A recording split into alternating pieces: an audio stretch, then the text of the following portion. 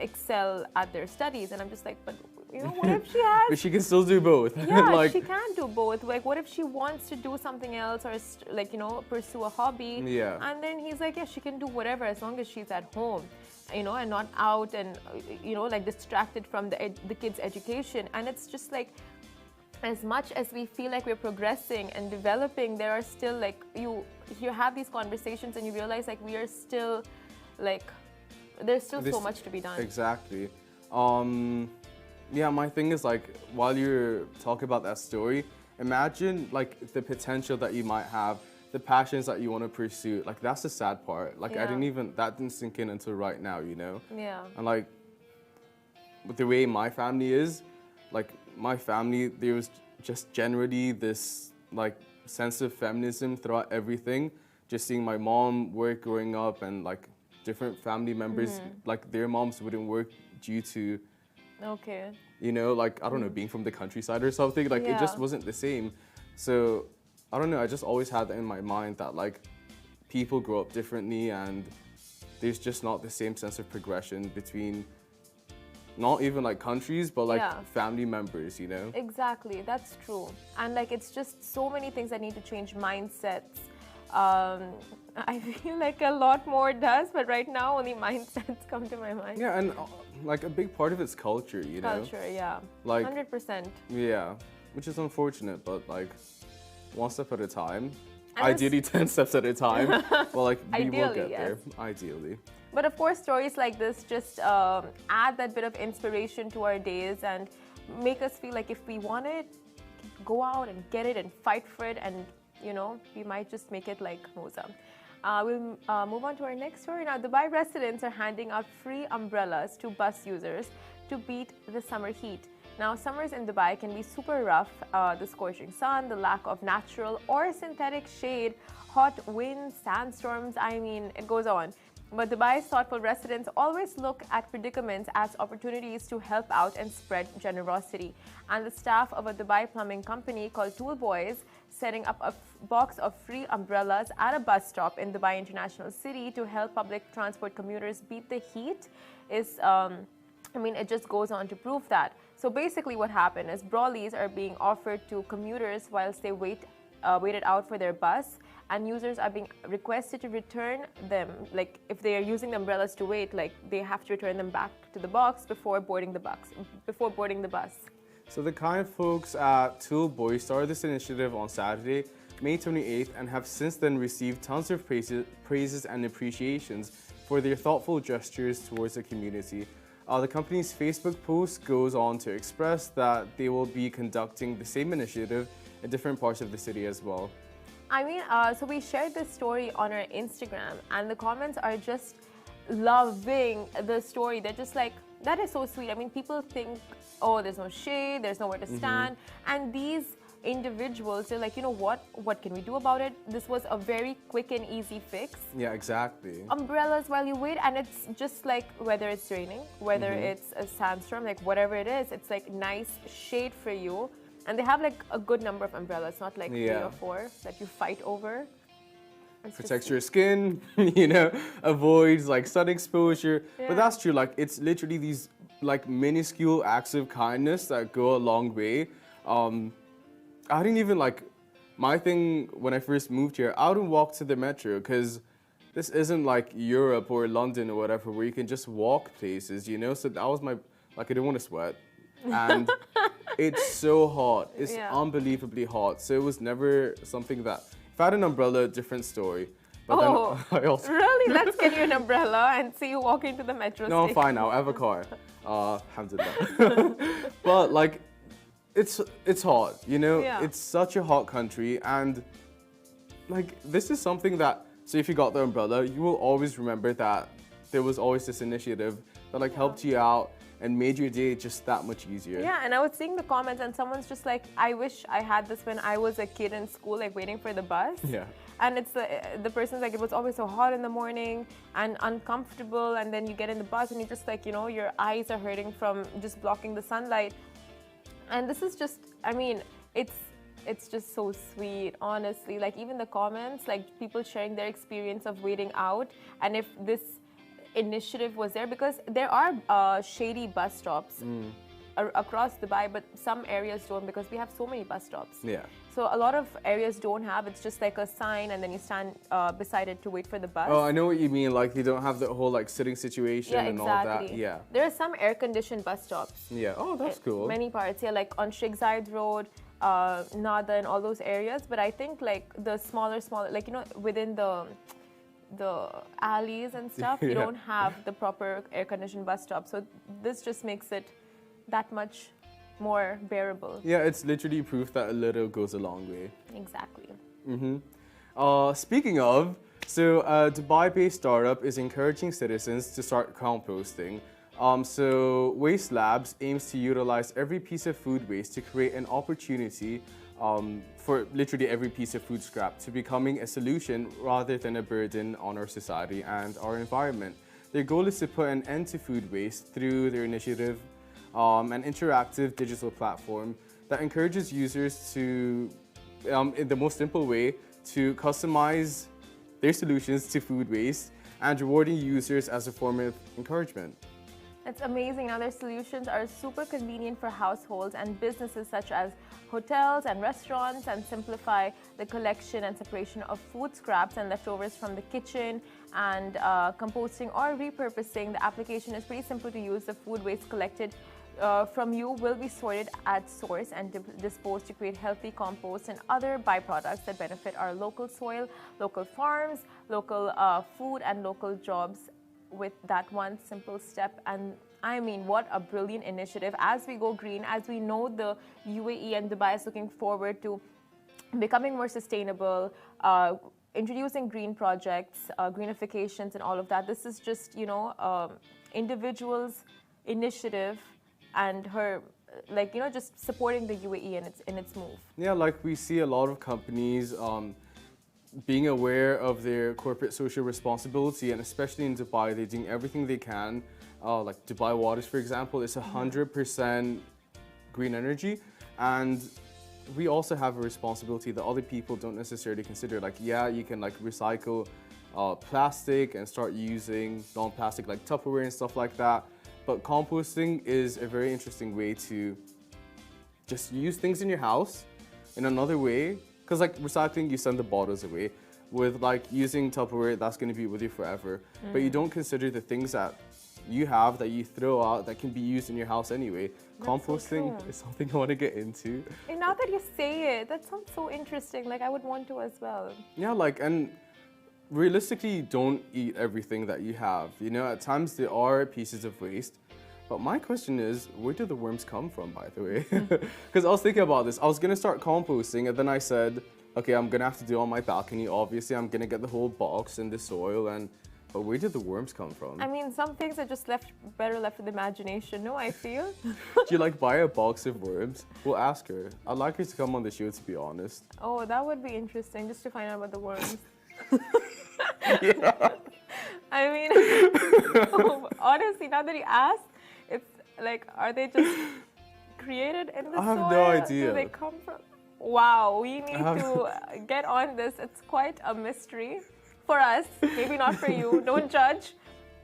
But keep watching, because right after this very, very short and snappy break, we'll be speaking to the legendary mixed martial artist, Royce Grassi. So stay tuned.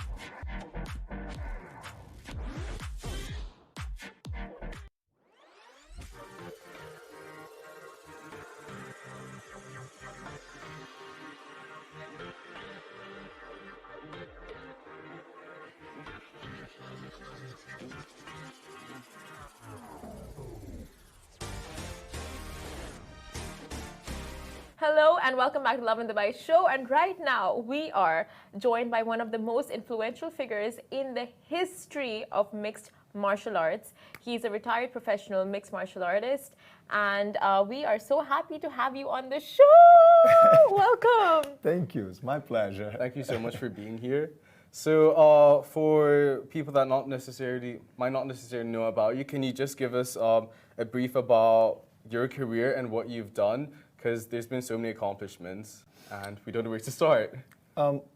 My father Yeah. learned martial art, Gracie Jiu-Jitsu, Yeah. from a Japanese gentleman that was doing business in Brazil, and with my grandfather. So in exchange of good faith, he taught my uncles. My father was actually too small and couldn't learn. Yeah. So he just sat down and watched, and he kind of memorized the moves. And one day my uncle was late for a class, so my father jumped in and told the student, I'll teach you a class, and taught him a class. He liked it so much that my uncles were like, hold on, out of nowhere, where'd you came up with this? Where'd you? So he didn't invent a new art, he just adapted for himself. Yeah. So a smaller and weaker person was able to do it. So he had leverage into the moves. But then became a quest for my family to find out which style is the best, because karate claimed they're the best, kung fu claimed they're the best. So everybody claimed boxing, kickboxing, no, I'm the best, I'm the best. Yeah. All the styles. So in Brazil, my family created like a show, not a show, but it became a challenge, more of a quest to find out which style is the best. So they'll put a karate guy against a boxer with no time limit, no weight division, no rules, no gloves. So until somebody quit. So it was like, that's what we've been doing in Brazil for so long. But a lot of people thought, oh, the Gracies are arrogant. They're trying to put down the other styles. Yeah. No, we're in a quest to find out which style is the best, which one works. So my brother brought the concept from Brazil and to America and create the first UFC. Did you get an answer? For many years we've been doing this, getting this answer in Brazil, but what happens in Brazil, the world don't know. So when my brother brought to America, it was an 8-man tournament. So they'll fight.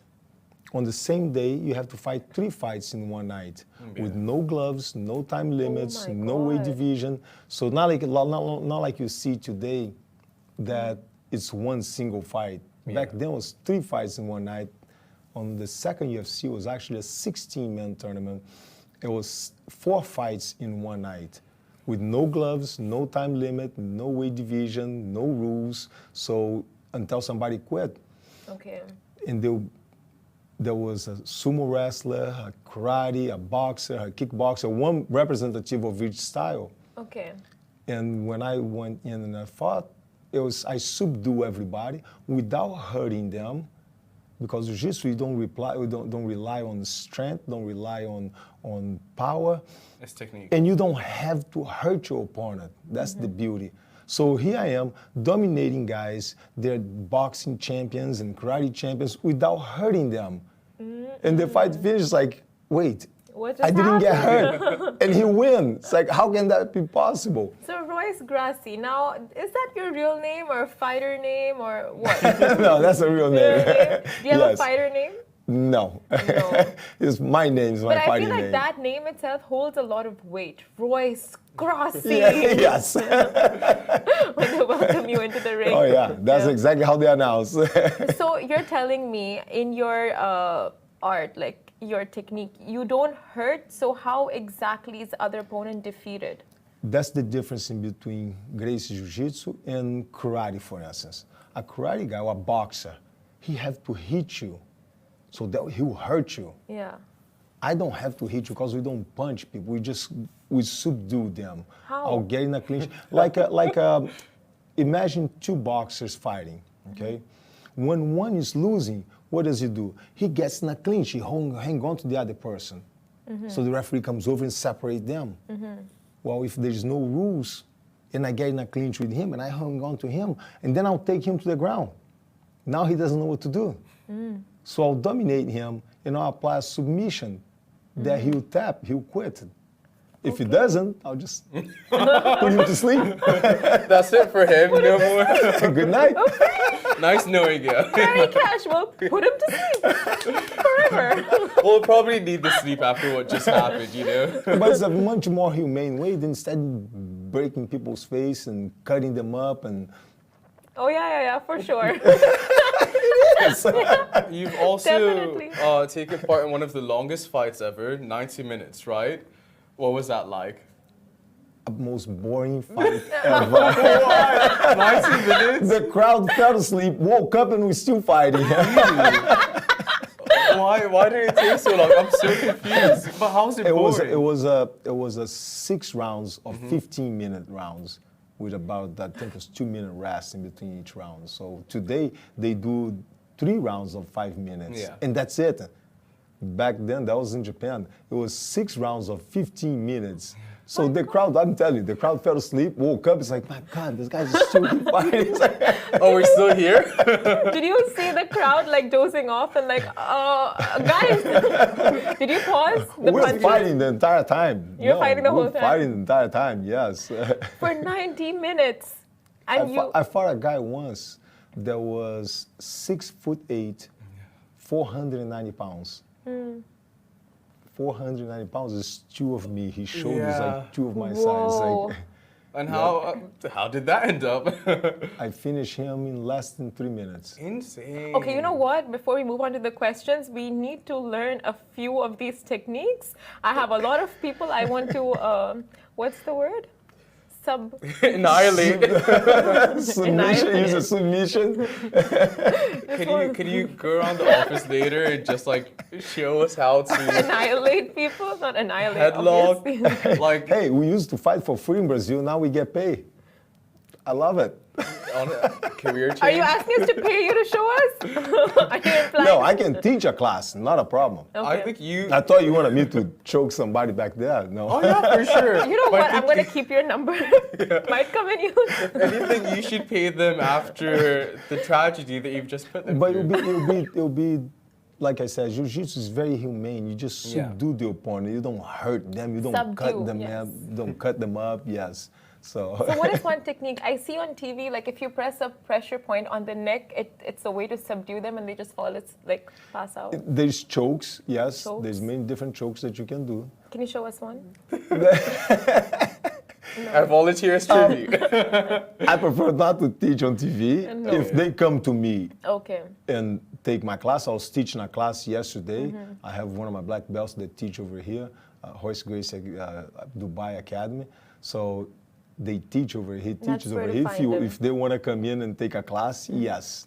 So I want to ask, jiu-jitsu, so is it more of an attack kind of technique or defense? It's a self-defense art. Self-defense. It's a very defensive, yes. Okay. So like boxing is an offense art. Mm-hmm. They'll come after you to knock you out. Jiu-jitsu, I'm defending myself Karate? against offense. They're all striking. They all come to hit you. And karate is see. also, no, Offense. it's not Yes. defense? They're all offense. Okay. I Yes. thought it was defense too. I assumed It's there would be. I mean, martial art in general was made for you to defend yourself in a street fight situation. Mm-hmm. But on the moment that they're swinging and hitting at you, it becomes an offense art. You see? Because I feel like karate is more like blocking, right? That too. They Yeah. block, they all punch, but they all rely on punch, on this. I rely on this.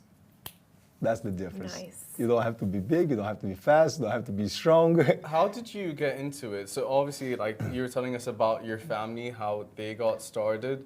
How did you get involved? Like, how did that happen? And at what age also? Very young age. Because, I mean, when my uncles did, my father did, and then my cousins, I have a very big family. Yeah. My uncle had 21 kids. My father had 9 kids together, just the 2 of them, because those other Whoa. uncles that kind of move away, that kind 21 of separate kids. themselves. But just the 2 of them had over 100 grandchildren and over 50 great-grandchildren. So it's a Amazing. very big family, and everybody is involved on jiu-jitsu. You guys are planning on populating the earth? Pretty much. One fight at a time. Yep. Um, But then growing up, it was pretty much like we grew up on the mat. yeah. So our playground my father, my older brothers who bring us, and it's like, hey, hang out at the academy, hang out on the mats, and just play over there. Oh. So for us, it's like if you're a soccer player, a footballer, and you bring your kid to the soccer field every day, and he sits there and just end up playing. Eventually, he's going to get the taste for soccer and hang around, and it becomes natural. So it was not something that we're forced to do. It was just natural. We're just there, and I have 4 kids. They all been helping me teach since a young age. They can teach already. So like my father, he taught us how to teach, not how to fight. Yeah. Fight was more just a quest. Is to that what find you out. teach in your academy as well? We teach, yes. We teach a lot. All my instructors, they teach self-defense, yes. Self-defense. So what all components do they learn in your academy? Like, it's all the rage. People in Dubai love your academy. Anyone who wants to get into this art, your academy is the go-to. So could you just tell our audience a little bit more about that and what all? Yeah. I did a seminar yesterday, yes. But if they go to my website, roycegrace.com, they will find all the address, all the information for the Dubai Academy and all the other academies all over the world that I have. So. How does yours stand out to the rest? Because I follow exactly what my father taught. Okay, and then that is? That's the system of self-defense, that you don't rely on strength. You don't have to be an athlete. You don't have a lot of the schools. That's the difference. A lot of the schools, they go for competition, and you show up, and everybody's like strong, jacked up, and they rely on strength. Macho. And yes, so, but that's 1% of society. 99% of society that's what my father's philosophy. They're average person. So that was the purpose of the UFC when I first fight. If I can win somebody 490 pounds, if you know the technique, you can do it too. You're good to it's do kind it. of like driving a car. If you don't know how to drive, sorry, you're gonna crash. But if you know how to drive, it doesn't matter if you're petite, young, 16 years old, or if you're 9 years old. If you know how to drive, you know how to drive. Yeah, exactly. So if you don't know, it doesn't matter if you're 9 or 16. So it doesn't make a difference. I'm enrolling. Is there an age requirement, or you can start as young as? Yesterday I did a class. There was about maybe 40 kids over there, and even the parents were impressed of like how the kids listen to my instructions. Silence, quiet in the class. I don't have to yell. I just talk to them and just. So, but there was kids about from 5 years old, 5 years old, until about 14, 15 years old. Yeah. And then above that, they came to the adults class. This teaches a lot of discipline too. So Yeah. to learn this at an early age is quite, I mean, it's just good for the long run. Also, I wanted to ask you, you were the first fighter to feature in the Hall of Fame. How did that feel, that accomplishment? I was just doing my job. But it is awesome to be recognized. Yeah. It's awesome to be recognized. So on the UFC Hall of Fame. Such a simple answer, no? Yeah, right? It's still humble. I mean, no, but my father taught us, after you win, you see a lot of people celebrating. My father was against that. Yeah. I already beat my opponent. He's already got humiliated. He's already feeling bad. Why do a dance and celebrate? I trained to win. So if I lose, I lost twice in my life, in my career. The times that I lost, then I went to the locker room. It's like, what happened? Let's talk it over. Let's figure out what happened. You see on this, because I had the strategy to win. So what happened? So we're gonna figure it out. Both fights, we finally figured out what happened. But the wins, it's like, yeah, there's no reason to taunt the opponent. So yes, when we get to the locker room, it's like, yeah. I won, yeah, awesome. But in front of the opponent, there's no reason to be taunting him and humiliating him more. That's good sportsmanship. About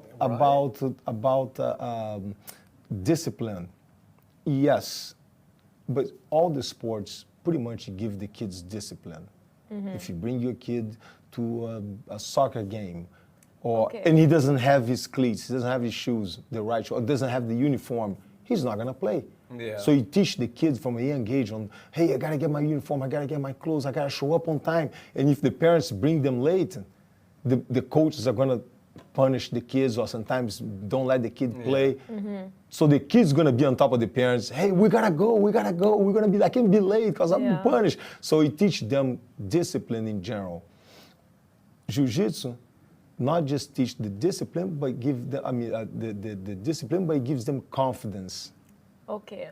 Okay. to deal with any kind of situation. Because it doesn't matter if the person throws a punch or grabs you in a headlock or pushes you. You know how to defend yourself. It's amazing. With, you know how your entire family's involved, right? Is it something that like runs in the family?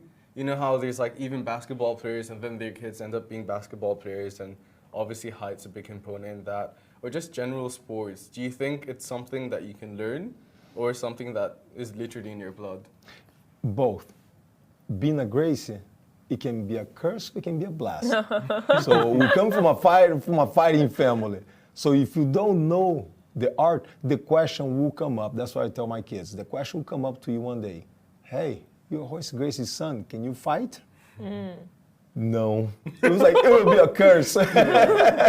So, yep, I can do it. It's a blast. What do you want? You got a problem with me? No, I'm just asking. It's okay. It's still not a curse, it's still street cred.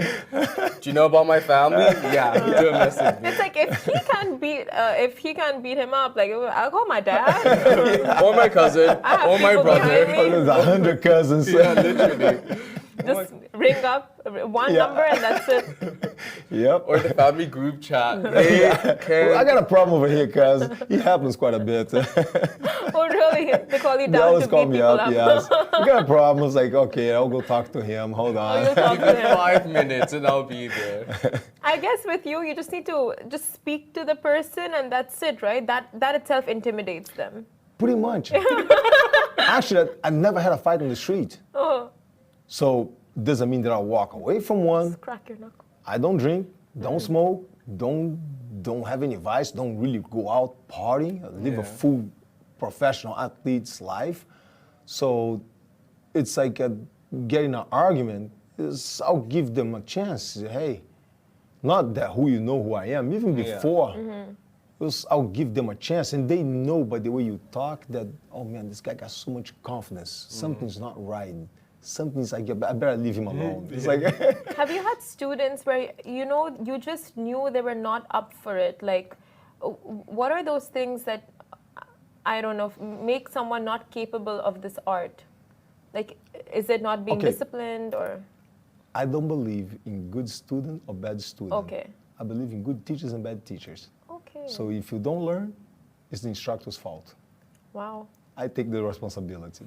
that's good. It takes a lot of So- pressure off the student. Yes. So when I go learn something, Yeah. I tell my instructor, hey, if I don't learn, it's your fault. They're like, really, Royce? I was like, that's how I think. So don't blame me. If I do, so your problem to teach me, not my problem to learn. If you show up, I'll guarantee you learn. But you know what? That makes your academy all that much more attractive. And if you guys want to enroll, do head down to roycegrace.com, roycegracedubai.com. HoistGrace.com, and you get all the information for the Dubai Academy. And you can It's enroll there and you can get all the information on your classes. And you hold seminars there as well, right? I come about 2, sometimes 3 times a year. Okay. I visit. I live on an airplane and hotels, so Oh, I travel wow. all over the world about 7 to 8 months of the year. Teaching? Teaching. Oh, wow. Everywhere. Ain't that the life? That's my world, like I said. And we're just living in it, yes. Well, thank you for having us then Thank in you. your life. My world. It was a pleasure. Thank you. Thank you I so appreciate it. Well, guys, that was Royce Gracie on the Love in Dubai show. That is it for today. Do catch us same time, same place tomorrow. Goodbye from me. And me. And me.